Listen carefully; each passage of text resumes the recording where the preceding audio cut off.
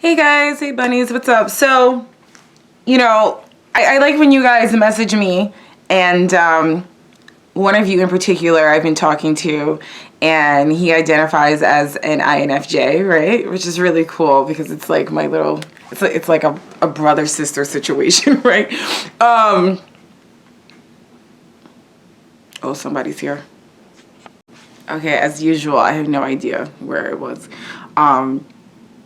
But yeah, so we were just talking about, he told me that even as an INFJ, a lot of INTJs that he meets are like more emotional than him. And I was like, I totally get that. I'm not going to fight that. Like, I know that for sure. INTJs bitch and complain like crazy.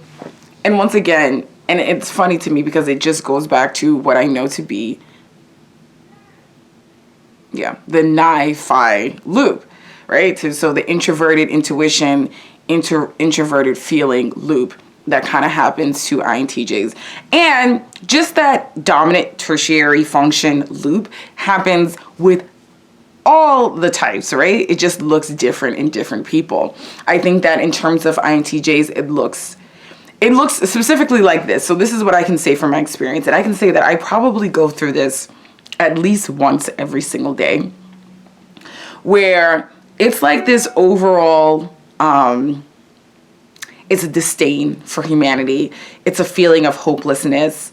It's kind of like holding on to your subjective values and at times kind of sounding nonsensical and kind of like there's a big conspiracy against you. So let's break this down a little bit. Like, shut up. What the fuck? Let's break this down a little bit. So what does that literally mean? So your dominant function, right? And this is the way I look at my functions. And this is literally just me, probably.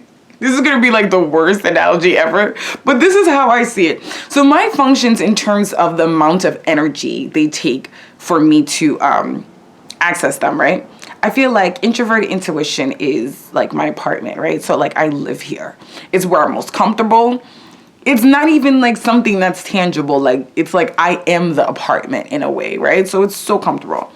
And then extroverted thinking is like my chauffeur, my personal assistant. Yeah, that's probably the best way to look at it. Both my chauffeur and my personal assistant. So this is the person that's literally helping me get everything done. And it's my chauffeur, so it's not even like I have to go to the train. It's like, no, this person's going to drive me to the place I need to go and then get out of the car and help me with whatever it is I need to do. And that's the way extroverted thinking functions for INTJ specifically, or like an ESTJ. No, because that's their dominant. But in general, extroverted thinking is going to help you get shit done and put your ideas out there into the world so that they can be utilized and be useful to you and to other people. But it requires a certain level of effort. Like it literally requires me getting showered and dressed and going outside the house. Introverted feeling for me is like, I don't know, like a boyfriend or like a roommate, but someone that really panders to my sort of view of life, like someone that's like the boyfriend that's gonna feed all my bullshit, even though I'm so full of bullshit, right? So I can be naked there. Like, so when I'm home in my introverted intuition, I can be naked there because it's just my boyfriend, you know what I mean? Like, it's fine. And it's such a good support system. And that's the way I look at introverted feeling, right? Extroverted sensing to me is like a place where like, it's like a club that's really cool and I don't have to pay to get in. Like I have easy access, but I literally have to get there. You know what I mean? And it's great. And I'm so happy once I get there. But it's like when I want to be lazy, I'm just gonna lay in bed with my introverted intuition and my introverted feeling and just like go to sleep and not do shit. And that's what happens when we spend too much time alone in our own head.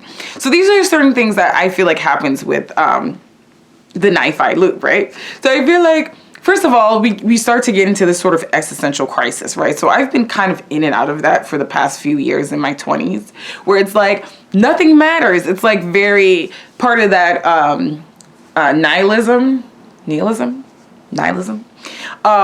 in terms of like nothing matters, so it doesn't matter. Like absolutely nothing matters in this life. Nothing. So fuck everything. Either everything matters or nothing matters. And kind of when you put the two together, it kind of ends up where like absolutely nothing matters. So that's terrible. Like that'll keep you in bed for a week just being fucking depressed, right? Then in addition to that, it's like you kind of start feeling like nobody in life is going to get their shit together and no one's ever going to listen to you. So no one's going to listen to you. And in addition to that, no one's going to get their life together. So in terms of that being what you offer to the world, like your advice and your foresight, and when people don't heed it, which most people won't, you're kind of like, then there's no point. Like that's what I offer to the world. Like that's my greatest gift. So if my greatest gift is not appreciated by others, what is my life purpose, basically? In addition to, I just feel like, you know, INTJs can get very self-indulgent and just kind of like in their head and just kind of like, I already know, like this is something that I'll do on a daily basis. Like if I have a problem, right, and I start thinking about it, it loops, it literally loops. It'll go from my introvert intuition. My introvert intuition will ask my introvert feeling, so what do you think about this? Because I kind of thought about it. I kind of looked at every different scenario and I know how this is going to work out. And then my introverted feeling backs that up and was like, yeah, that's just not going to work. Like it's never going to work and people are shit. You already know this. Like I'm just telling you, like you asked me my opinion on it and I'm just telling you. And then my introverted intuition is like, yeah, I mean, I don't want to say that, but I kind of looked at every single scenario and it's just not going to work for me. Introverted feels like, yeah, it's not. So you might as well not even leave the bed because it's not gonna work. And extroverted thinking is like, hello, I'm over here. Like you can use me. You don't have to just not ignore me. And then my extroverted sensing's over here, like, you know, let's just like eat a lot and drink a lot, shit like that. So I think the best way to get out of this sort of situation is with your extroverted thinking. And from what I've researched, that's what you do. So when you have all these negative feelings, write them down, or you know, you can make a YouTube video about it. I would say both, writing and putting that out into the world to be seen, in addition to making YouTubes about it. I remember I was really upset about a specific individual. I was abstract. I didn't say who the person was. And I made a Snapchat video about it. And literally, as soon as I made that Snapchat video, it went away. Those bad feelings just, because I put them out there. And while it could seem like dramatic, now it's out there and now I don't care. And now it's been acknowledged. It's been acknowledged that I was fucking upset and now I don't have to be upset anymore. And that's the great part about using your extroverted thinking. I think it's probably the most efficient way to deal with any sort of depression or any sort of depressive feelings or anxieties. It's kind of just to put it out there. And it's easier said than done, but I'm telling you guys, like fucking do it. YouTube videos help as well. Just writing in general, writing articles. Something else I do, even if you don't want to do all that, is like at night, I have a lot of things cycle through my head. A lot of just kind of like negative thoughts and just thinking about all these scenarios that could go wrong in my life. Just like cycling through these scenarios. And I'll write them in like 3 to 4 paragraphs to like my friend. And then I know she's not up or anything. And she'll look at it, you know, in the morning. She gets up way before I do. And she'll be like, wow, are you okay? And just in the act of writing it, I'm fine now. Like by the time I wake up in the morning, I'm not even thinking about it anymore. I was like, oh yeah, that was last night. I was flipping out last night, like I do every night. So I'm good now. Yeah.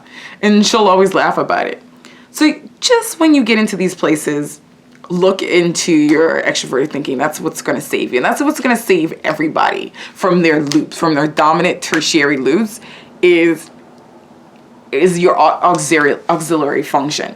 So I just wanted to like say something really funny because I actually looked this up and I feel like everyone suffers from this. Like everyone will literally do this and get themselves in trouble. So in terms of like INTJs, and I think it said, what does it say, for INTJs and for ISFPs, and I'll link it down below where this came from.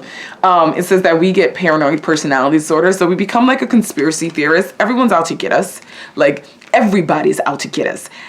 And there's nothing we can do about it. And I'm the only one who really knows. I'm the only one who knows the truth. So I don't know what I'm gonna do. No one believes me. Comes so funny dramatic. Okay, so for ENFPs and ESTJs, it says they get like a borderline personality, right, disorder, like in terms of a personality disorder. And it's like, oh yeah, I can see that shit. Oh yeah. For ESTPs and ENFJs, it says histrionic personality disorder. So like they just consider what's subjectively important to them. And it can look really bad. It can look really nasty. I've seen a lot of people. And when you see people in those bad states, I feel like it's the loop. It's the loop, man. And it's really hard to leave that loop because it's so easier to stay in that place than to actually use your best, use your resources to do something with it and not just bitch and complain and moan all day. So that's all I have to say here. I think I'm putting up 2 videos today. So, yeah. Have any comments or any interested, or you want me to talk about something, you can message me privately or whatever. All right, guys. Talk to you later. Bye.